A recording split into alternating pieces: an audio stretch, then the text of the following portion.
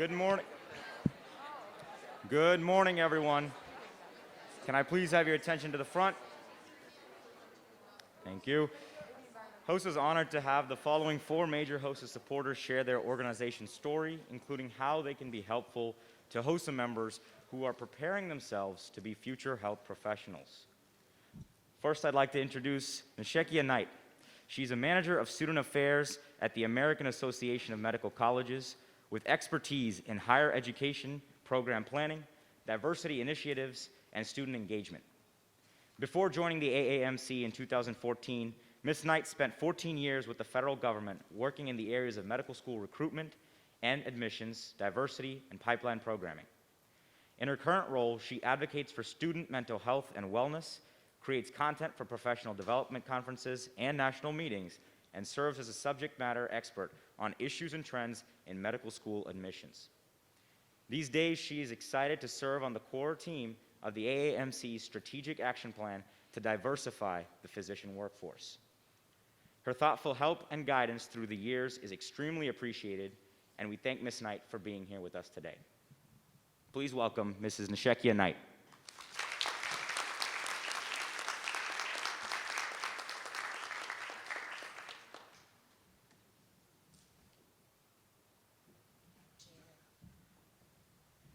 Good morning, HOSA.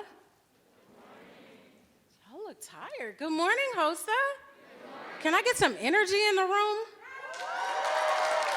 Thank you. I need to see the HOSA fever that I've come to know that keeps me following all around the country behind you all and begging my job to let me out of the office to spend the morning with you. So I know HOSA to be a place of HOSA fever. So good morning, HOSA.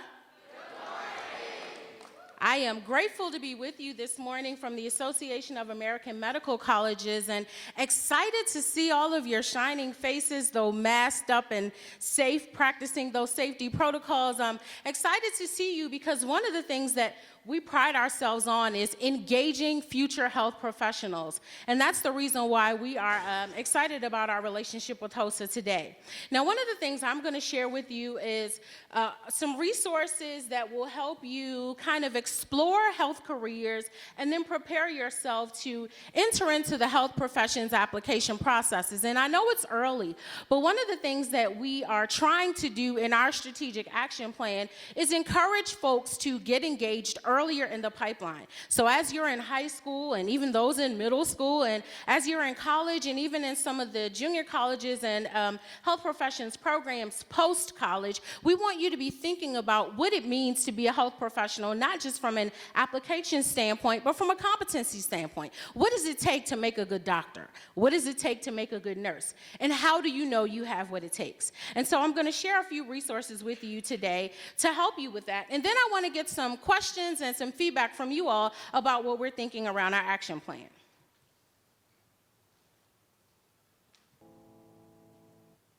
So if you haven't heard of the AAMC or you're unsure about what we do, we're a nonprofit organization that focuses on transforming healthcare in 4 primary mission areas: medical education, patient care, medical research, and diversity, inclusion, and equity in healthcare.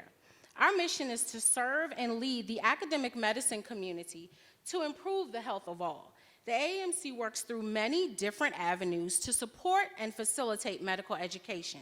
And one of the ways that we do that is by providing services and tools for pre-med students, high school students early in the health professions pathways, medical students, and residents. We also have a suite of resources for practicing physicians.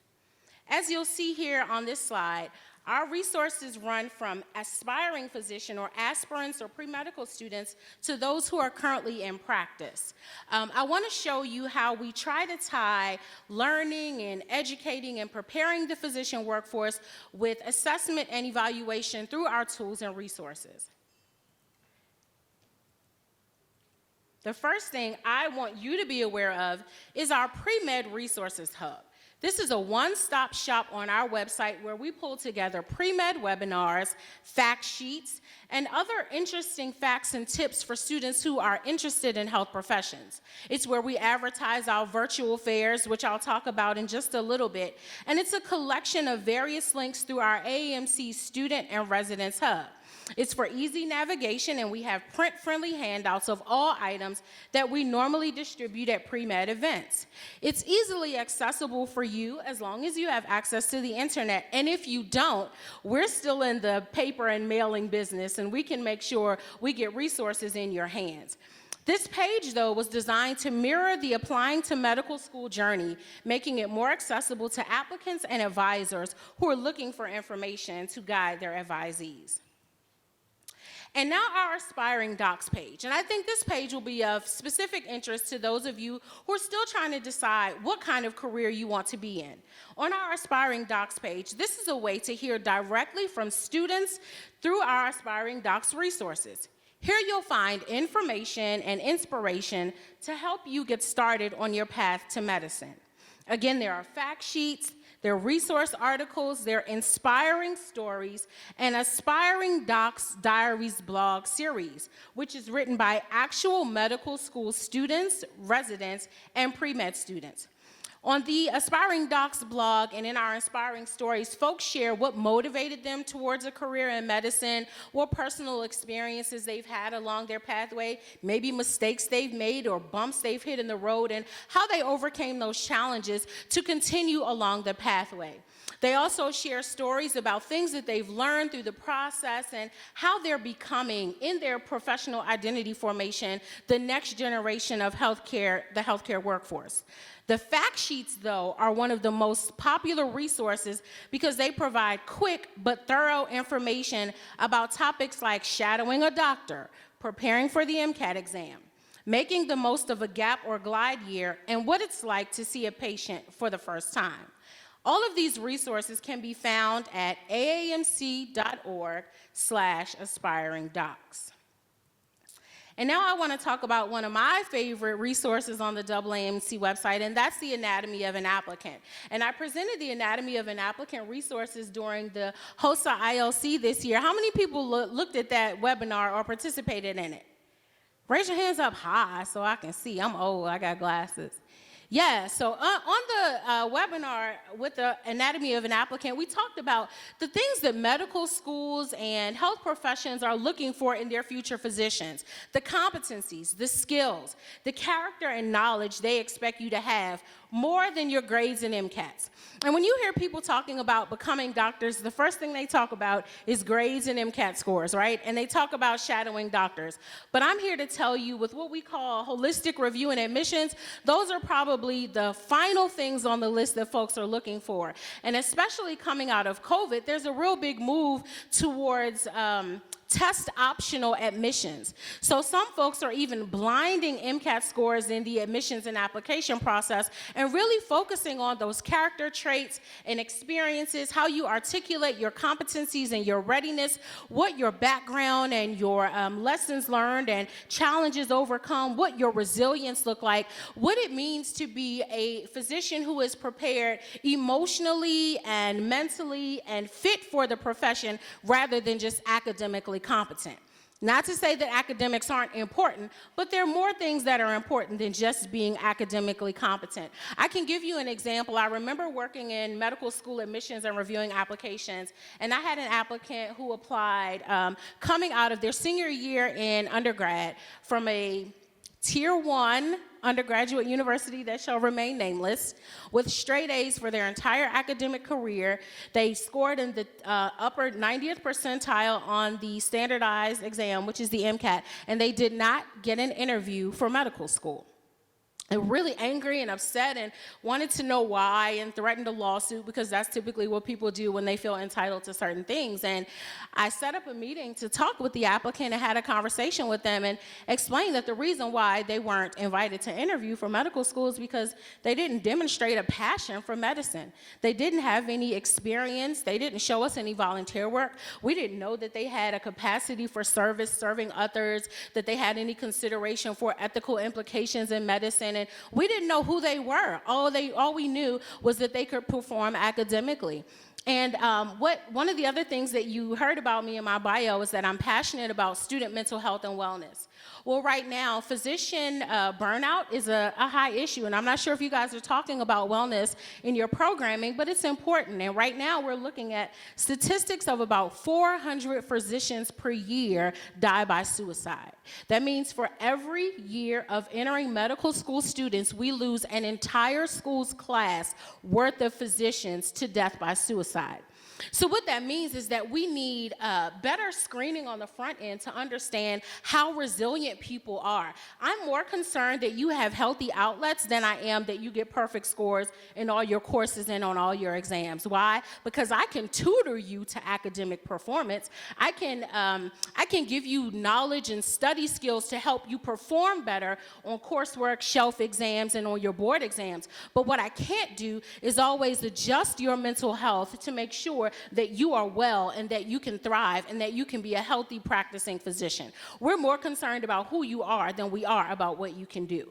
And so with all of that said, we created this resource called Anatomy of an Applicant to demonstrate that there's not one path to medicine, that everybody's journey is different, everybody's story is different. One of the things that I heard when I first got to the AAMC was that people would call and ask, how do I shadow a doctor? As if shadowing a doctor was the only way to get experience. And they weren't thinking about the fact that they were driving their grandparents to their doctor's appointments every other week and picking up prescriptions for their parents, and that they were caring for their younger siblings in their home and not really associating that with care or clinical care and clinical exposure. And those really are valuable experiences.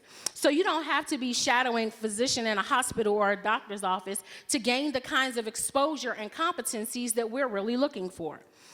So in addition to your GPA and your test scores, medical schools are really moving towards this more competency-based admission, and they're evaluating you based on your experiences, your goals, and your proficiency in all of the 15 core competencies listed here. Many applicants wonder, what is a competency and how do you demonstrate it? And after hearing those questions from applicants and pre-health advisors, we created the Anatomy of an Applicant website, and it defines the 15 core competencies that medical schools look for in an applicant and give you tools and examples for how to develop your competencies. So in the workshop this summer, what we did was walk through the Anatomy of an Applicant Handbook. And in this handbook, we have self-assessment guides and resources that you can use at your leisure to determine where you are in each of the core competencies. To show how successful applicants have demonstrated these competencies, we interviewed real medical students, their pre-health advisors, and the admissions officers who accepted them. And when you go onto the website, you can read the stories of these students, look at how they demonstrated the competencies, and then think carefully about how you may have also demonstrated the competencies and what places you still need to improve. You can develop a plan for improvement and then use that plan to discuss with your guidance counselor, your pre-health advisor, or any mentor who's helping you to prepare for the process. One of the other things you'll get on the website is the perspectives of pre-health advisors and admissions officers, talking about how the students' backgrounds and experiences map to the competencies. And finally, you'll also find on the same website information about the parts of a medical school application and the self-assessment worksheets, like I said, which you can download to identify your current competencies. And now the PreMed Navigator. So this is the other thing I really want to encourage you to sign up for. The PreMed Navigator is a monthly digital newsletter that we send out to over 90,000 pre-med students around the country. We share information, resources, tips, and tools. We have a pre-med calendar with reminders about upcoming events, either at our institution or at medical schools around the country. And to start your journey, we recommend that you sign up for the pre-med newsletter to get information and key dates. And you can also view all of the past articles. We interview current med students, we interview admissions officers, and we talk about our summer health professions program, which I'll be talking about next. So our Summer Health Professions Education Program is a free summer career enrichment and college readiness program for students in their first and second years of college. And the reason why I'm talking about it now for those who may or may not already be enrolled in college is so that you can prepare for it, be on the lookout for the application opening, and prepare in your first 2 years. Many students understand the value of getting hands-on experience in the health professions like shadowing, volunteering, working in a lab, or being a medical scribe. And if you're searching for a program that prepares you for a successful matriculation into health professions, then you might find the Summer Health Professions Education Program to be of value. The good thing about our program is that it's free, there's no cost to participate, and you get clinical experience during the program, you get academic enrichment and tutoring, you get some learning skills assessment, and then you also get access to mentors who are currently in the field and can help you along your journey. It's especially helpful for the next 2 years. So the Summer Health Professions Education Program is hosted at 12 universities across the country. And again, like I said, we provide academic enrichment in basic sciences and math, clinical experience, career development activities, learning and study seminars, and financial planning. And in most cases, the students will receive a stipend for the summer for their participation in the program.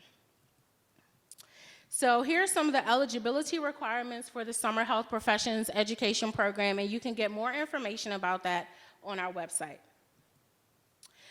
Here's some other ways to get summer experiences or additional clinical experiences, which I know many of you participating in HOSA are currently getting, and that's one of the things that I like about HOSA students. And let me tell you, I'm advocating for, this isn't being recorded, is it?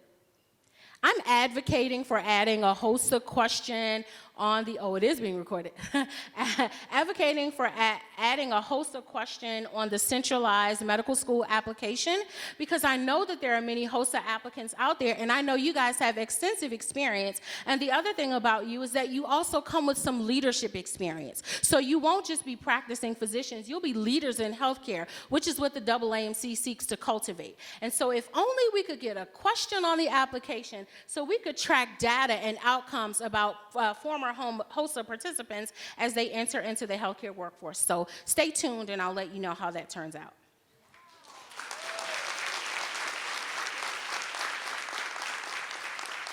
The next thing I wanted to share with you is the medical school admission requirements, which we were talking about earlier. And this is a subscription service that has profiles about all of the MD granting medical schools in the United States. Each medical school, as you know, is different, and on average, applicants will apply to, it used to be 17 medical schools, but in the context of COVID, students have increased their number of applications to over 18 medical schools per applicant, which is a lot and can be expensive. And so we really want you to apply thoughtfully to schools that are a fit for you and not just apply broadly, wasting a whole bunch of money on application processes to schools that you may not want to enter even if you got accepted. So we want you to utilize the MSR and kind of find out what schools are a best fit for you, what their admissions criteria are, what kinds of students and physicians they're hoping to develop. And here's the thing about the MSR. Like I said, it's a paid subscription service, but there are two ways to get discounted access to it. Number one, you can participate in our virtual fairs. How many of you guys participated in the last virtual fair we held? Did anybody? Okay, cool. So if you participated in the virtual fair, you got a discount to subscribe to the MSR. But here's the other tip and trick. If you have an advisor or you're a counselor with pre-health students, you can get free access to the MSR, and then your students can come into your office or utilize your portal for the resources so they don't have to pay for a subscription service. So if you're interested in getting more information about that as an advisor or a counselor, let me know. Here are some of the features on the MSR. You can search by location, by MCAT and GPA. You can review school-specific data. You can look at rankings. And you can also find out what pre-medical coursework and other types of assessments each medical school requires. And then finally, we offer student tips, national data, admissions decision information, and pre-med worksheets through our official guide to the MSR.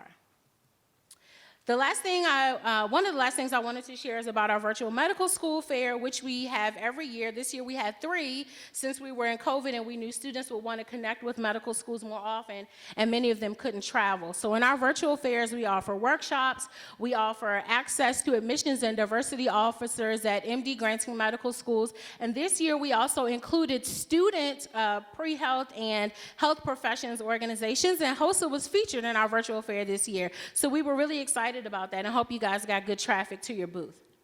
I'm going to skip the post-bac pre-med database for a moment and move on to the MCAT because I know there are lots of questions about it. So the MCAT is a standardized medical computer-based multiple choice exam taken at a testing center, and most medical schools in the United States and Canada require the MCAT.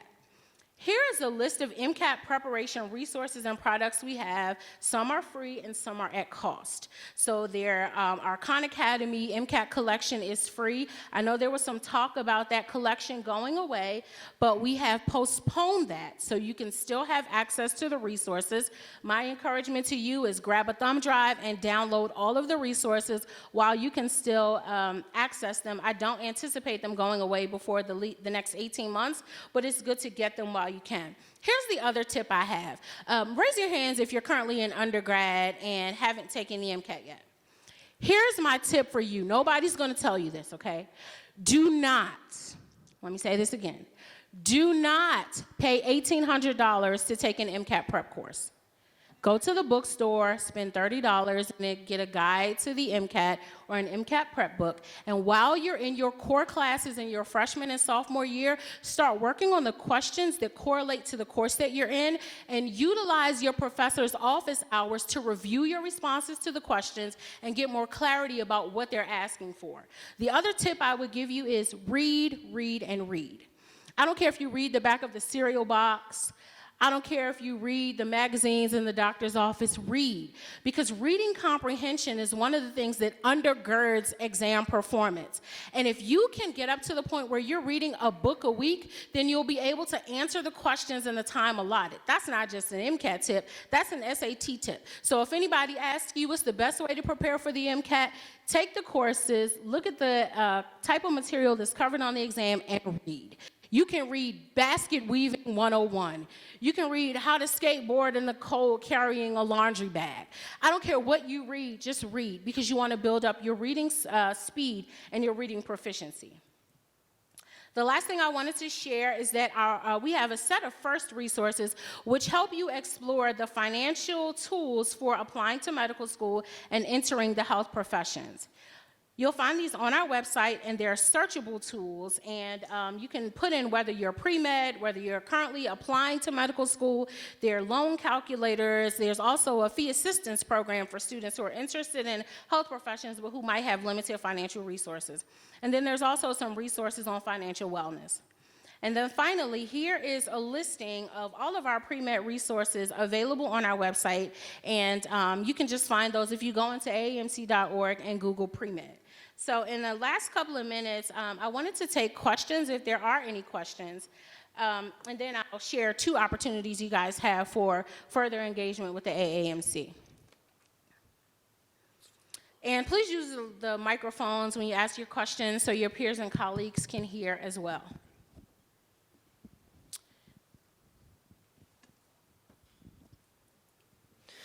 Hi, thank you for your presentation. It was very informative.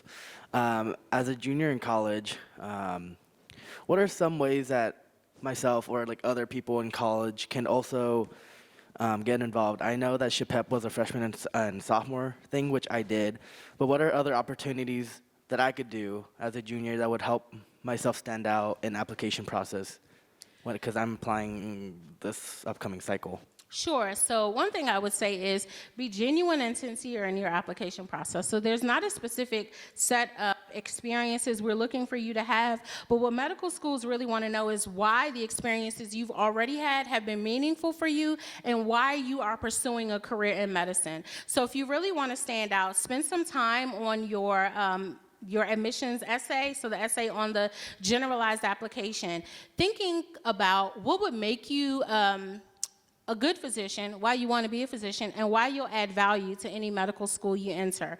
Think about the experiences that you had, and if you're not journaling already, get a journal, jot down every experience, clinical or otherwise, that you've had, and why it was important or meaningful for you, what you observed, what you remember, what questions you had. If you hated it, why did you hate it? Because those kinds of things will inform you going into the admissions process. The other thing that I would say is contact the medical schools you're interested in applying to, because many of them have their own pipeline and pathway programs that you're still eligible for as a junior. Some of them have pre-matriculation programs, some of them have shadowing programs, or like big SIS or big SIB, little SIB programs where they pair you with a current medical student to help you get your foot in the door and get more exposure. So those would be my recommendations for how to make yourself stand out in the application process.